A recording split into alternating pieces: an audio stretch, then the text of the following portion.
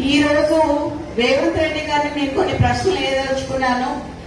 దాంట్లో భాగంగా మీరు మొదట పిసిసి కావాలని కోరుకున్నది కొండా సురేఖ, కొండా మురళీధరరావు గారు పిసిసి రేవంత్ రెడ్డి గారిని ప్రపోజ్ చేయడం జరిగింది. తర్వాత ఢిల్లీ స్థాయిలో కూడా ఆమె ప్రపోజ్ చేయడం జరిగింది. ఆ రోజు నువ్వు పిసిసి అయినాక ఫస్ట్ మొట్టమొదటిగా మా ఇంటికే వచ్చారు. వచ్చి నువ్వు అన్న మాట ఏంటంటే మా నాన్నతోని, కొండా మురళి గారితోని, అన్న 38 సీట్లు వచ్చినా 36 సీట్లు వచ్చినా నీకు ఎమ్మెల్సీ ఇస్తానన్నావు.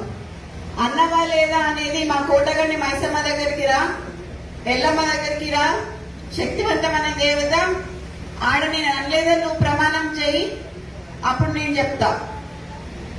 ఒక బీసీ బిడ్డకి, ఒక క్రౌడ్ పుల్లర్ కి ఎందుకు ఎమ్మెల్సీ ఇయ్యలేదు, ఎందుకు పదవి ఇయ్యలేదు అని నేను అడుగుతున్నా. నువ్వు కొండా మురళి వచ్చి తిరిగితే రేవంత్ ప్రకాష్ రెడ్డి గెలిచిండు.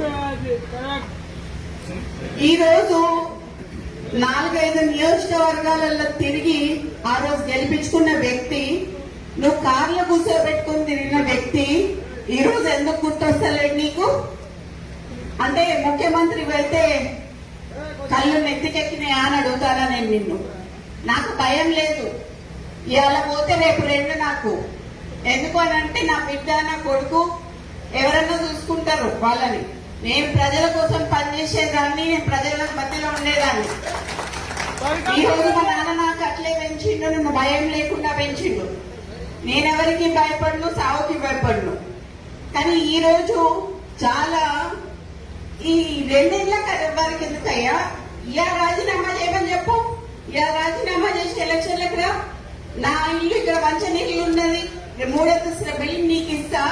వచ్చి అక్కడనే ఉండి రేవంత్ ప్రకాష్ రెడ్డికి నువ్వు వచ్చి క్యాన్వసింగ్ చేయి. రేవంత్ ప్రకాష్ రెడ్డి గెలుస్తాడా, లేకపోతే కొన్న కుటుంబంలో ఎవరి నుంచి గెలుస్తాడు? హైదరాబాద్ లో ఇంద్రమ్మ ఇల్లు ఇచ్చేటప్పుడు హైదరాబాద్ లో ఆయన పొంగు పోస్టర్లు వేసుకున్నాడు. మరి అక్కడనే హైదరాబాద్ ఇన్ఛార్జ్ అయిన పొన్నం ప్రభాకర్ గారి ఫోటో వేయలేదు. అంటే బీసీలన్నీ అంత చులకన్నా మీకు అని నేను అడగదలుచుకున్నా. ఈరోజు నీతోని పిసిసి ఆడడానికి తిరిగిన దయాసాగర్ రావు గారిని గాని, షబీర్ అలీ గారిని గాని అప్పుడు కార్లు ఎక్కించుకొని తిప్పినావు. ఇలా అట్లీస్ట్ వాళ్ళకి అపాయింట్మెంట్ అన్నా ఇస్తున్నావా నువ్వు అని అడుగుతున్నా నేను ఈ సందర్భంగా.